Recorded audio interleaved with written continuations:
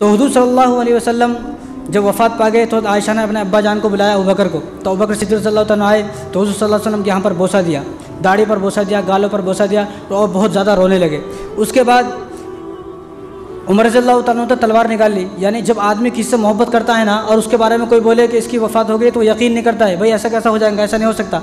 तो उमर रज़ियल्लाहु तआला ने तलवार निकाल ली कि अगर किसी ने यह कहा कि मेरे नबी की वफ़ात हो चुकी है, मैं उसको जो है गर्दन को उड़ा दूंगा।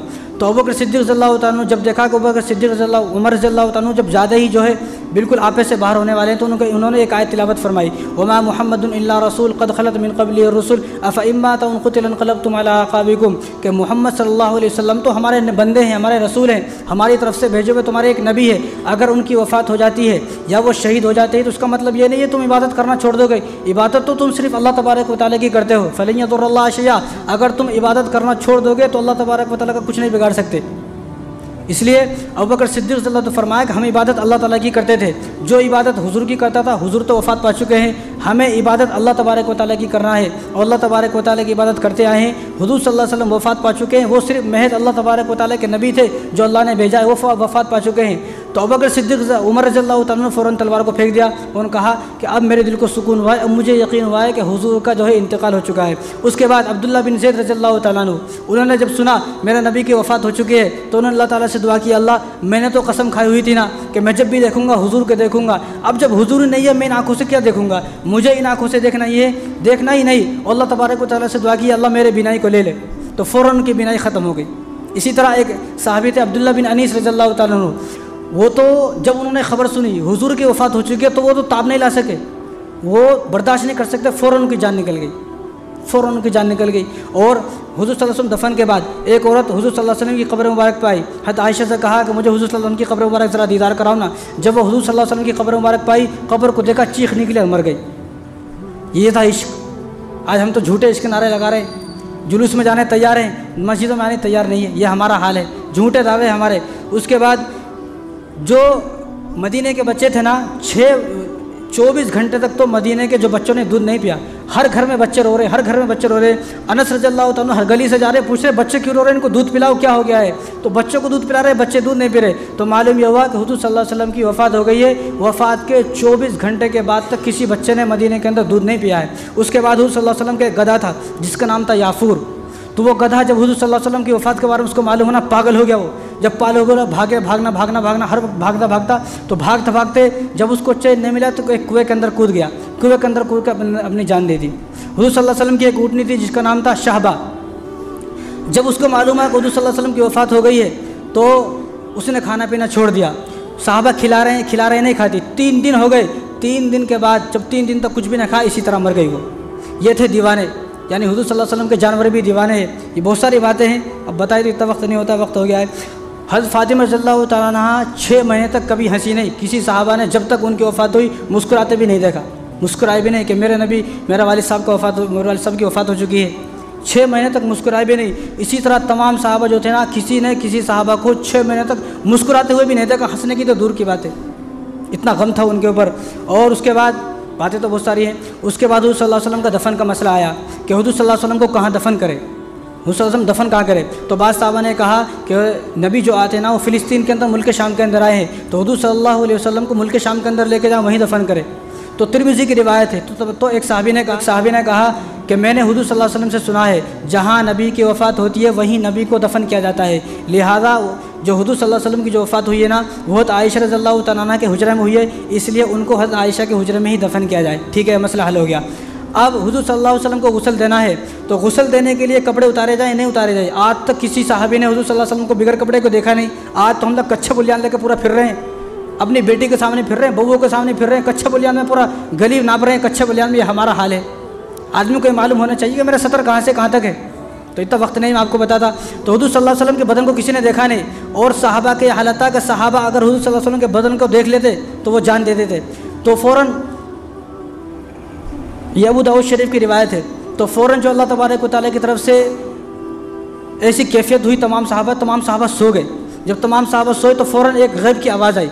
गैब से एक आवाज़ आई कि हुजूर सल्लल्लाहु अलैहि वसल्लम को जो गुस्ल देना है वो बग़ैर कपड़ों के, वो कपड़ों के साथ देना है, कपड़े उतारना नहीं है, कपड़ों के साथ गुस्ल देना है। तो हुजूर को जब गुस्ल दिया तो कपड़ों के साथ गुस्ल दिया।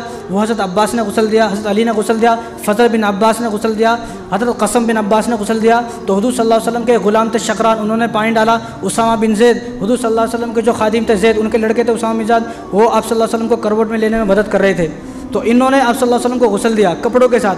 गुस्ल देने के बाद कपड़ों को उतारा। उसके बाद आप सल्लल्लाहु अलैहि वसल्लम को 3 यमनी चादर में कफन दिया गया। 3 यमनी चादर, सफ़ेद चादर थी 3, एक कमीज़ और एक तहमद, ऊपर से एक कपड़ा जिसको लिफाफा बोलते हैं, वो 3 यमनी चादर में आप सल्लल्लाहु अलैहि वसल्लम को जो है कफन दिया गया। उसके बाद आप सल्लल्लाहु अलैहि वसल्लम को कौन सी कब्र बनाई जाए, लहद वाली कब्र बनाई जाए या बगली कब्र बनाई जाए? तो तमाम साहबों में इख्तिलाफ हुआ। आधे साहब बोल रहे थे कि लहद वाली कब्र बनाई जाए, जैसे हमारे यहाँ बनती है साहब कब्र है उसके ऊपर वो डाल के। एक होती है बगली कब्र, कब्र खोदने के बाद बगल एक और कब्र खोदते हैं। तो तमाम साहबों में इख्तिलाफ हुआ। तो अबू बकर सिद्दीक़ रज़ियल्लाहु अन्हु ने फरमाया कि खामोश हो जाओ, कि मदीने के अंदर 2 लोग ऐसे हैं जो कब्र खोदते हैं। एक का नाम अबू तलहा, वो लहद की कब्र खोदते हैं। एक का नाम अबू उबैदा बिन जर्राह, वो बगली कब्र खोदते हैं। तो 2 आदमियों को, 2 सहाबी को बुलाया। अबू बकर सिद्दीक़ रज़ियल्लाहु अन्हु ने फरमाया कि 2 आदमी तुम दौड़ कर जाओ, जो जिसको पहले बुला कर लाएगा कब्र वैसी खोदेंगे, मसला हल हो गया। यहाँ लड़ाई होने वाली थी, लेकिन अबू बकर सिद्दीक़ रज़ियल्लाहु अन्हु को फ़हम व फिरासत देखो आप। फरमाया कि 2 सहाबी जाओ, जो पहले आएगा इसी कब्र खोदे जाएंगे। जो एक सहाबी गए, वो अबू तलहा को बुला कर लेके आए। अबू तलहा पहले आए। जब अबू तलहा आए तो वो शक की कब्र खोदते थे, जिससे हमारे आमतौर से कब्र खोदते हैं। तो इसी तरह आप सल्लल्लाहु अलैहि वसल्लम की कब्र को खोदा गया। तो आप सल्लल्लाहु अलैहि वसल्लम की नमाज जनाजा का मसला है। तो आप सल्लल्लाहु अलैहि वसल्लम तो खुद इमाम है, उनका इमाम कौन बनेगा? तो आप सल्लल्लाहु अलैहि वसल्लम की नमाज जनाजा किसी ने नहीं पढ़ाई। आप सल्लल्लाहु अलैहि वसल्लम के जो है नलाकर कफनाकर और उनको जो है तैयार करके हुजरे में रख दिया गया। तो 10 सहाबी आते रहे, 10 सहाबी आते और अपनी खुद नमाज जनाजा पढ़ते। और हुजूर सल्लल्लाहु अलैहि वसल्लम की नमाज जनाजा इस तरह नहीं हुई जिस तरह हमारी होती है। हमारी नमाज जनाजा कैसे होती है? सना, फिर दरूद शरीफ, फिर दुआ, अल्लाहुम्मा ग़फ़िर ली हय्यिना। हुजूर सल्लल्लाहु अलैहि वसल्लम की नमाज जनाजा में अल्लाहुम्मा ग़फ़िर ली हय्यिना नहीं था, क्योंकि ये तो दुआ है, मग़फ़िरत की दुआ है। और हुजूर सल्लल्लाहु अलैहि वसल्लम की मग़फ़िरत के लिए कोई दुआ मांगे, ऐसा कैसा हो सकता है? भाई वो तो नबी हैं, वो तो बख्शे बख्शाए हैं। तो हुजूर सल्लल्लाहु अलैहि वसल्लम की जो नमाज जनाजा हुई है, अल्लाह अकबर, सिर्फ दरूद पढ़ा, बस इतना ही। अल्लाह अकबर, सिर्फ दरूद, अल्लाहुम्मा सल्ली अला मुहम्मद व अला आलिही जो पढ़ते हैं, बस ये दरूद पढ़ा और सलाम फेरे, बस इतना। तो हुजूर सल्लल्लाहु अलैहि वसल्लम 3 दिन तक, हुजूर सल्लल्लाहु अलैहि वसल्लम की वफ़ात जो हुई है ना, वो पीर के दिन सुबह के 10 साढ़े 10 बजे के करीब हुई है, पीर के दिन। और उसके बाद पीर के दिन हुजूर सल्लल्लाहु अलैहि वसल्लम के जो है नमाज जनाजा साहबा पढ़ते रहे। 30,000 साहबा ने नमाज जनाजा पढ़ी हुजूर सल्लल्लाहु अलैहि वसल्लम की। 3 दिन लगे नमाज जनाजा पढ़ने में। और हुजूर सल्लल्लाहु अलैहि वसल्लम की 3 दिन नहीं, अगर 3 साल तक भी हुजूर सल्लल्लाहु अलैहि वसल्लम को ऐसा रखा जाता तो हुजूर सल्लल्लाहु अलैहि वसल्लम ये नबी है, नबी के जो बदन होता है ना गलता है, ना सड़ता है, ना फटता है। और हुजूर सल्लल्लाहु अलैहि वसल्लम के वफ़ात होने के बाद ऐसी अजीब सी खुशबू पूरे मदीने में फैल गई। लोग हैरान थे, ये खुशबू कहाँ से आ रही है, ये कैसी खुशबू है?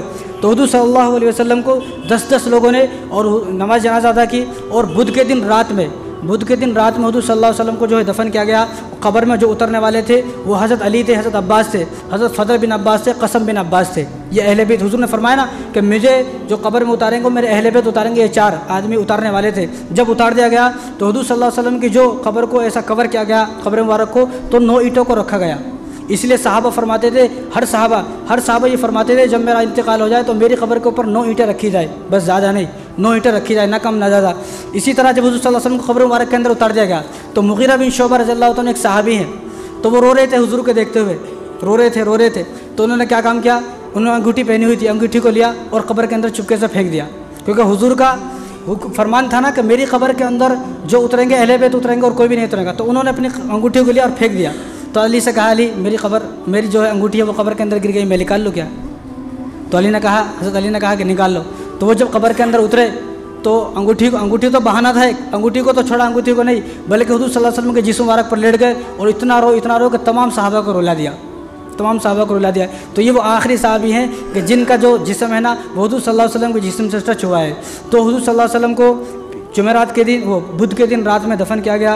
बातें बहुत सारी हैं। हुजूर सल्लल्लाहु अलैहि वसल्लम जो है, जो आप सल्लल्लाहु अलैहि वसल्लम के जो ग़ुलाम थे उनका नाम शकरान था। उन्होंने आप सल्लल्लाहु अलैहि वसल्लम के कब्र में लिटाने से पहले एक चादर को बिछाया, उसके ऊपर आप सल्लल्लाहु अलैहि वसल्लम को जो है लिटाया गया। तो ये आप सल्लल्लाहु अलैहि वसल्लम की वफ़ात है। 12 रबीउल अव्वल का महीना आता है तो हम लोग जो है ना सिर्फ विलादत को याद रखते हैं, क्योंकि हमें खाना पीना है, जुलूस निकालना है, लेकिन वफ़ात को भूल जाते हैं।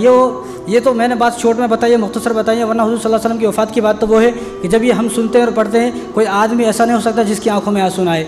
ये वो हुज़ूर सल्लल्लाहु अलैहि वसल्लम है जिनकी जो 12 रबीउल अव्वल की वफ़ात भी हुई और 12 रबीउल अव्वल के दिन आप पैदा भी हुए। उसके बाद आप सल्लल्लाहु अलैहि वसल्लम की जो वफ़ात हुई ना, वो 10 बजे हुई दिन में, पीर के दिन, और उसके बाद ज़ोहर की नमाज़ थी, और ज़ोहर की नमाज़ के लिए अज़ान को देते थे हज़रत बिलाल।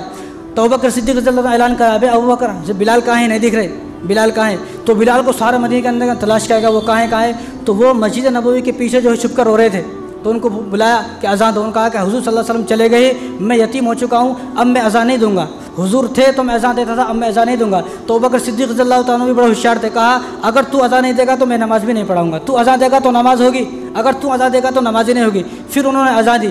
जब उन्होंने अज़ान दी तो अज़ान के दरमियान ही 11 मरतबा बेहोश हुए हज़रत बिलाल, 11 मरतबा बेहोश हुए। आज अज़ान हो रही है, हमें कुछ क्या करना है, हमारे वास्ते नहीं हो रही भाई, वो उसके वास्ते हो रही है, फ़लाँ के वास्ते, मेरे वास्ते, ये है हमारा हाल है। बिलाल रज़ियल्लाहु तआला अन्हु अज़ान के अंदर 11 मरतबा बेहोश हुए। उसके बाद मदीना छोड़कर चले गए, जब भी अज़ान देते थे बेहोश, जब भी अज़ान देते थे बेहोश। उसके बाद इजाज़त ली अबू बकर सिद्दीक़ और मुल्क शाम चले गए, वहीं पर रहे, कभी नहीं आए।